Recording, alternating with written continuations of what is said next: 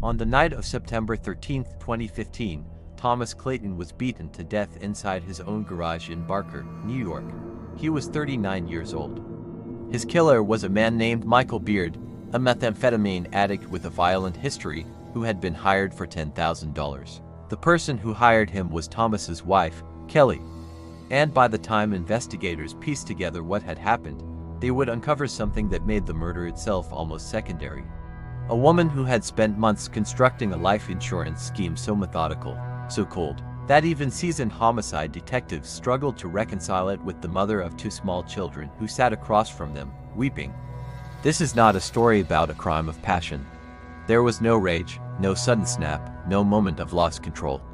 This was a business decision, and Thomas Clayton never saw it coming. Barker is a small community tucked into Niagara County in western New York, where people know each other's names. The Claytons were, by outward appearances, exactly the kind of family that small towns produce and take pride in. Thomas ran a successful heating and cooling business. Kelley stayed home with their two young children. They had a house, a yard, a life that looked from the outside like something aspirational. But appearances in Barker, as in most places, were doing a great deal of work. By 2015, the Clayton marriage was under significant strain. Financial pressures had accumulated. Thomas had taken out substantial life insurance policies that, in the event of his death, would pay out to Kelley. Multiple policies. The combined payout was later estimated at somewhere around $500,000. To Kelley Clayton, investigators would argue, it represented a solution. The man she found to execute that solution was Michael Beard, 35 years old, with a criminal history. The connection between Beard and Kelley Clayton ran through a mutual acquaintance, a man named Tim Bangs. It was through Bangs that the price was set. $10,000, a pickup truck that had belonged to Thomas, and the understanding that Thomas Clayton needed to die. What no one involved seemed to fully account for was the trail they were leaving behind. Thomas Clayton arrived home on the evening of September 13, 2015. His children were not there. Kelley had arranged to be elsewhere with them, a detail investigators would later note with considerable interest. What happened in that garage in the minutes that followed is a matter of forensic record. Michael Beard was waiting. The attack was brutal. Thomas did not survive.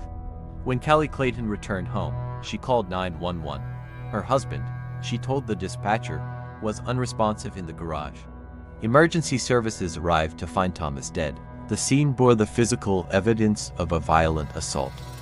Niagara County Sheriff's investigators were on the scene within the hour. And from the very beginning, something about the circumstances troubled them. Not any single detail, but the accumulation of them. The timing of Kelley's absence, the insurance policies, the lack of forced entry, which suggested Thomas had known whoever had come to that garage. These were not conclusions, not yet. They were questions. But they were the right questions. The investigation that followed would take months. It would require patience of a kind that television rarely depicts accurately. There were no dramatic breakthroughs in the first 48 hours. There was, instead, the slow, methodical process of building a picture from fragments. Investigators began interviewing people connected to the Claytons, neighbors, business associates, friends, and somewhere in that network of interviews, the name Tim Bangs surfaced. Tim Bangs knew both Kelley Clayton and Michael Beard. Small communities create these overlaps constantly, but when investigators pressed on the nature of those relationships, on the timeline leading up to September 13th, the picture was not one of coincidence. Bangs, facing the weight of what he knew and what investigators were able to demonstrate, eventually cooperated. What he told them was this: Kelley Clayton had approached him about finding someone to kill her husband. He had connected her with Michael Beard. The terms had been negotiated. The plan had been set in motion. Michael Beard was arrested. And when he was confronted with the evidence, he did not deny what he had done. He confirmed the arrangement. He confirmed the payment, in cash and the truck. He confirmed that Kelley Clayton had hired him. She was arrested on November 4, 2015, less than 2 months after her husband's death. The life insurance claims she had filed were frozen. The money she had counted on never came. She was 38 years old. Her children were placed with family members. The trial of Kelley Clayton began in the fall of 2016 in Niagara County Court, and it was here that the full architecture of the plot was laid out before a jury, not as theory, not as inference, but as a chain of evidence and testimony that prosecutors argued was unambiguous. The prosecution's case rested on three pillars. First, the testimony of Tim Bangs, who described the conversations in which Kelley solicited help finding a hitman. Bangs was not an ideal witness, his proximity to the crime was obvious, and the defense worked hard to undermine his credibility. Second, the testimony and statements of Michael Beard himself. Beard had pleaded guilty to second-degree murder prior to Kelley's trial. When he took the stand, he described exactly what she had asked him to do, and exactly what he had done in that garage. The courtroom was very quiet. Beard's account was specific, consistent, and corroborated at key points by other evidence. Third, the financial evidence. The life insurance policies, the amounts, the timing of when they had been taken out relative to the murder. Prosecutors painted a portrait of a woman who had spent months constructing a financial motive, then executing on it. The defense countered that Bangs was unreliable, that Beard had every reason to shift blame, and that the evidence should give the jury pause. They argued that Kelley Clayton was a grieving widow who had been swept up in a narrative built without sufficient direct proof. The jury deliberated for approximately 6 hours. On October 13, 2016, Kelley Clayton was found guilty of second-degree murder. The verdict was not a surprise, but the sentencing hearing that followed carried its own weight. Judge Matthew Murphy sentenced Kelley Clayton to the maximum, 25 years to life in state prison. Before the sentence was handed down, Thomas Clayton's family was permitted to address the court. His sister and parents spoke. They described a man who had been devoted to his children, who had coached youth sports, who had been cheated out of decades. They spoke directly to Kelley, who sat at the defense table and showed very little visible reaction.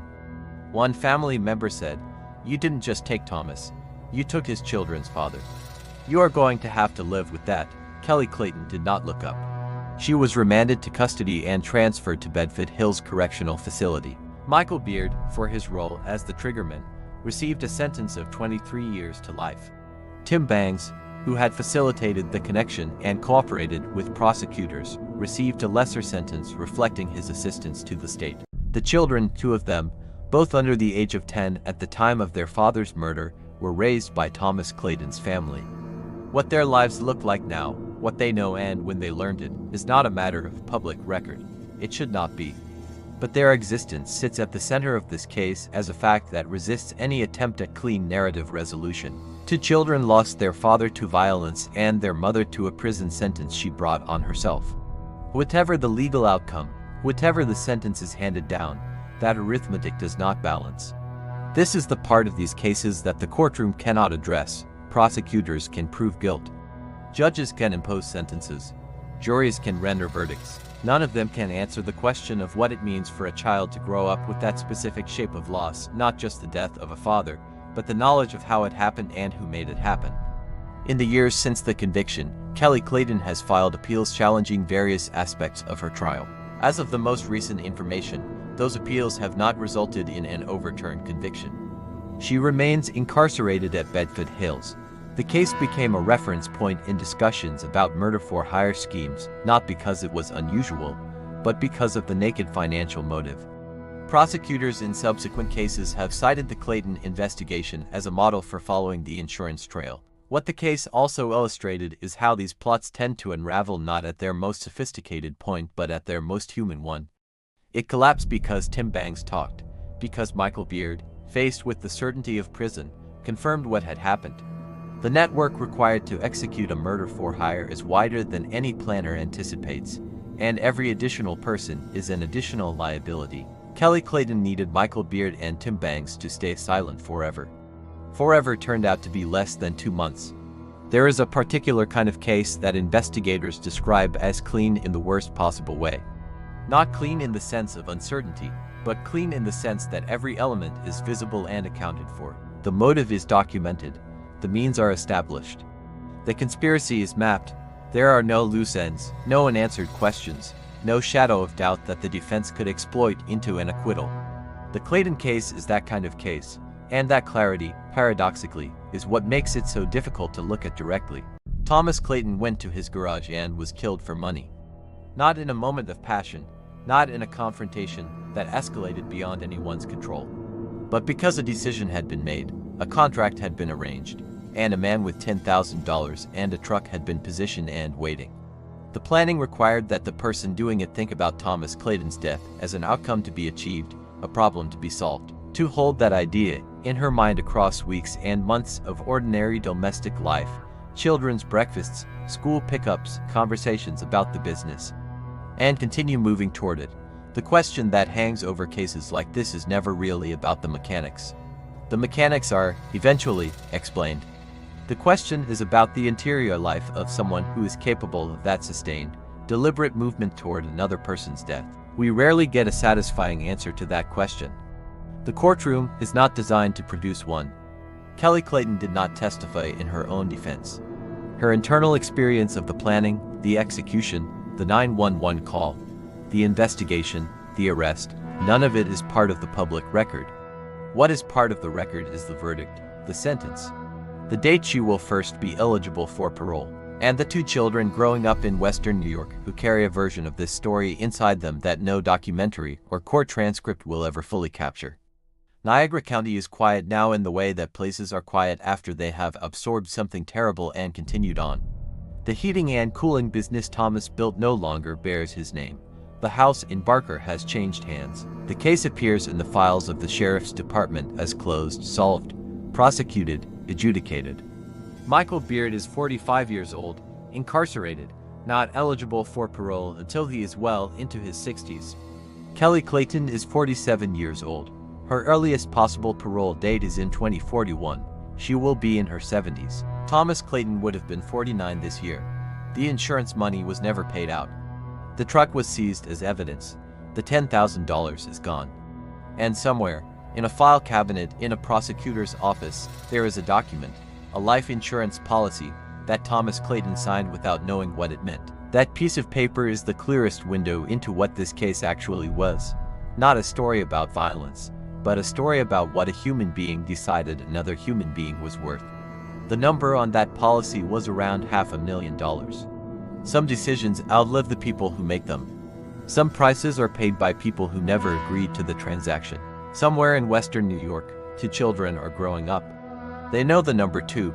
Cases like this one exist in every county in every state. Most of them are in public record. Most of them are waiting to be found. This one is over. Others are still unfolding right now in houses that look, from the outside, exactly like any other house on any other street.